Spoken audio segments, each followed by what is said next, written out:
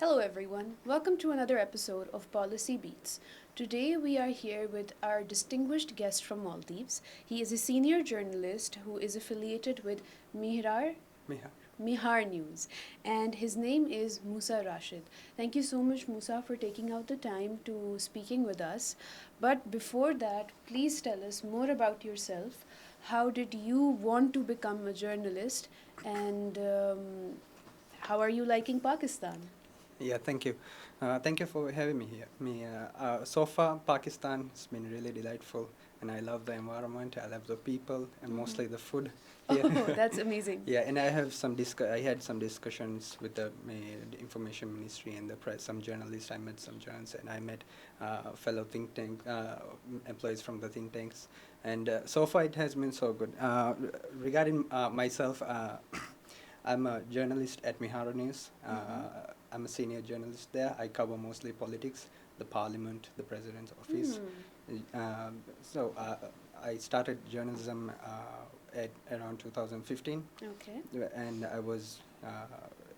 I got excited for this journalism due to, of course, we have huge editors who is really inspiring, and that's how I got my curiosity got the better, and I came into the journalism. Yep. Okay, that's quite exciting because this is a field that allows you to learn so many things. It gives you exposure, it takes you to different places like the parliament, and then you really get to have a better understanding of how are things working and what the people should know. There's a certain responsibility to that. But I am also interested in what is going on in Maldives right now. If you can give us a small overview of what's happening there politically, what is the country all about, because many people in Pakistan may not know more. They may know about the tourism because many people from Pakistan visit Maldives as well. So if you can tell us a little bit more about your country and what's the political situation there, because it is in the headlines for some interesting news. Yeah, our country is about tourism. Firstly, that's our face, of course. But politics is also quite dominant, especially in the Course. people. They are really onto the politics. Generally, these days, as you know, we have a new government, President Dr. Muhammad Moise, and he recently won the supermajority of the parliament. So we have in quite the beginning of the parliament these days. There have been a few sessions on the parliament. So it's quite new for the government. There has been back and forth on the criticism and overall regarding India and China issues also. So generally, so it's a new government, yeah. So, of course, a lot of new things are upcoming, new projects, new policies, and I'm sure people are interested to see where this is going to go. I do have a question for you, given some recent news about ban on Israel as well and other things that are happening. But most importantly, how do you see the military cooperation between your country and other countries to enhance the regional security within the Indian Ocean? The Indian Ocean is like the most focused area right now for scholars like myself. We really want to study how the developments are taking place. So, if you can tell me a little bit more about that. Yeah, regarding Israel passport bans, when the news got into the headlines, many people from around the world thought it was a political move because of the new government's policy and their foreign Exactly. policy. But to be honest, that's not just specially for this government. From the beginning of, as far as our memory goes, we have been advocating for the rights of the Palestinians, for their own state and everything. It's had been constantly going. And of course, after the 7th of October, it was an eye-opener for the whole world regarding the Absolutely, Palestine absolutely. case. So, and it was quite a lot of eye-openers in the Maldives too, and a lot of Maldivians went onto the roads for protests. And their main protests are surrounding the boycott of the Israeli products, the franchises, and the other one is, of course, the banning of Israeli passport. And I think it's a misconception for now that the cabinet has decided that they endorsed this idea of banning the Israeli passport, but it has been transferred to the parliament. So the parliament now has to make a law regarding that. and after that only it will be implemented. So as for now, that's the Hmm. status of the, Look, and it's hugely a decision of the people of the Maldives. you It's know, not, yeah. I want to add that it's a wonderful decision, giving a lot of the bigger powers are unable to control what's happening. And Pakistan also does not allow access to Israel. We do not even recognize them. So I think hats off to the government of Maldives and the people of Maldives for taking this very brave step. Yeah, thank you. So that's as I said earlier. It's a decision of the Maldivians. Because of the huge protests, because of the overwhelming tweets and on the X and everything. Even the opposition party, currently opposition Maldives Democrat Party, they also already submitted a bill I to the see. parliament to ban the Israel passport, and also now the government. So the political parties are united Okay. on this cause. So I think it's on due time that's soon gonna happen.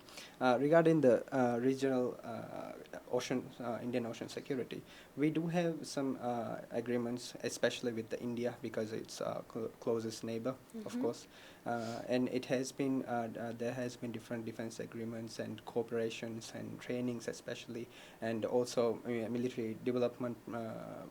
We send our military to India for Yeah. training, and vice versa.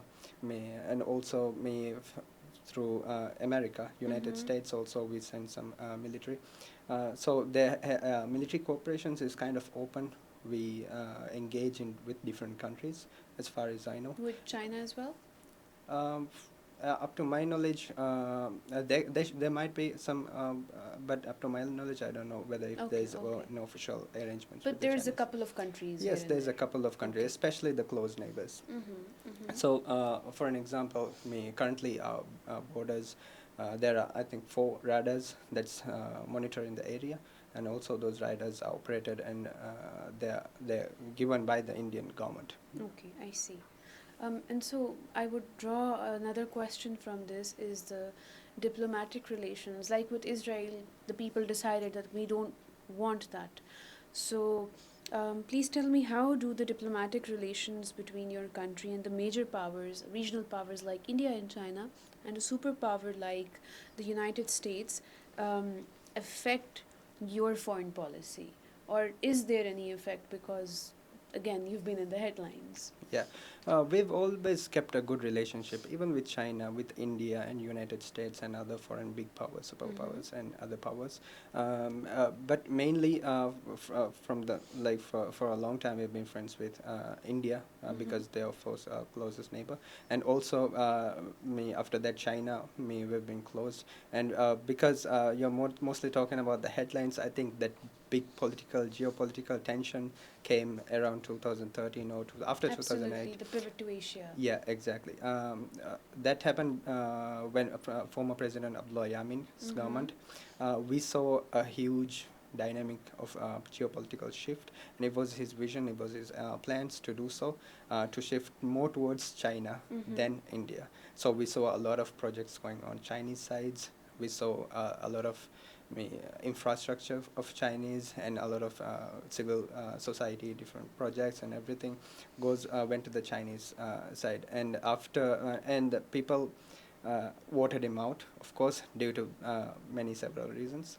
And Ibrahim Muhammad Saleh, the next president, which came in 2018, he was more on the side of India. And of course, our foreign policy doesn't exactly mention that they should be biased with any Right. other country, but that was actually what people see, and based on the borrowings from the country, and based on the defense agreements and everything.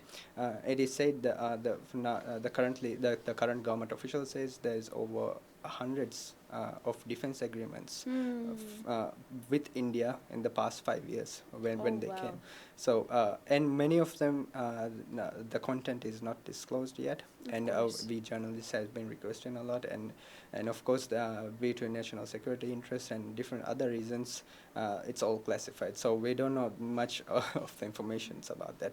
So generally, it has been quite Like shifting here and yeah. there. But in my opinion, opinion, I quite don't believe that that's the stand of the people. Mm-hmm. Why I say so is because in 2000, when Yamin was in the government, of course there was the talk of the opposition was talking about the debt traps and everything, about the Exactly. criticism on the Silk Road projects and everything. Definitely. But the people voted out Yamin, of course, due to the other issues too. And Ibrahim Mohammed Solih, he Mm-hmm. came with a full-fledged Indian policy. Yeah, Exactly. and we saw it being implemented, even if it didn't say so.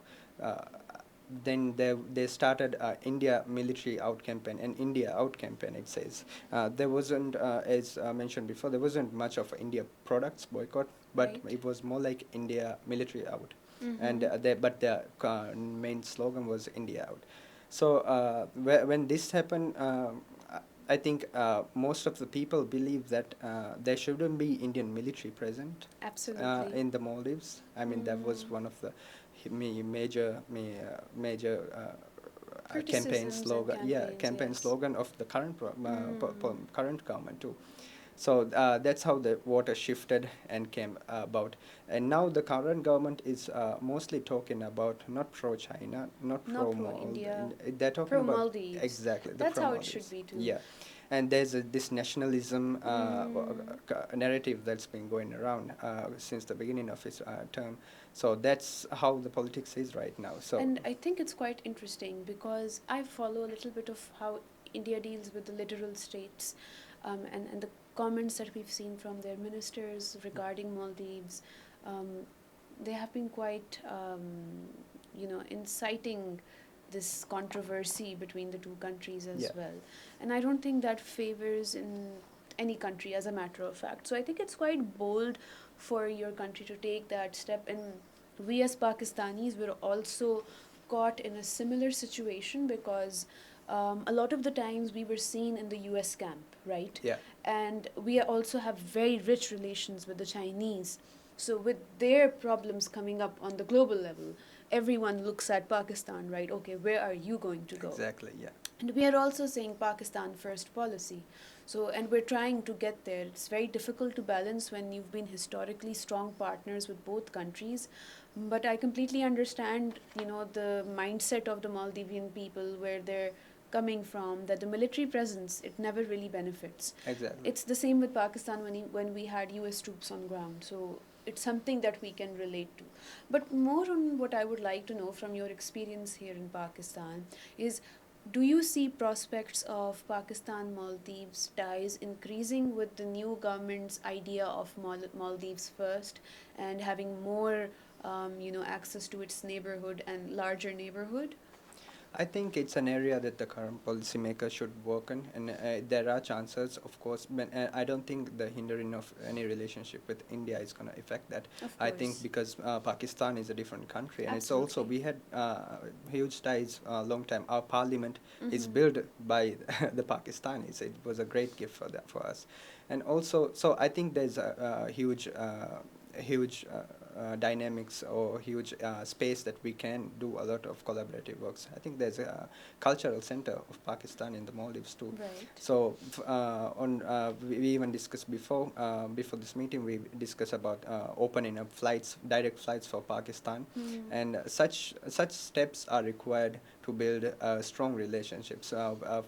Most importantly, right now, currently, all the Maldivians are going mostly India for medical purposes, Mm-hmm. and it can be shifted or maybe diverse even to the Pakistans, because I hear there are good hospitals and medical facilities here.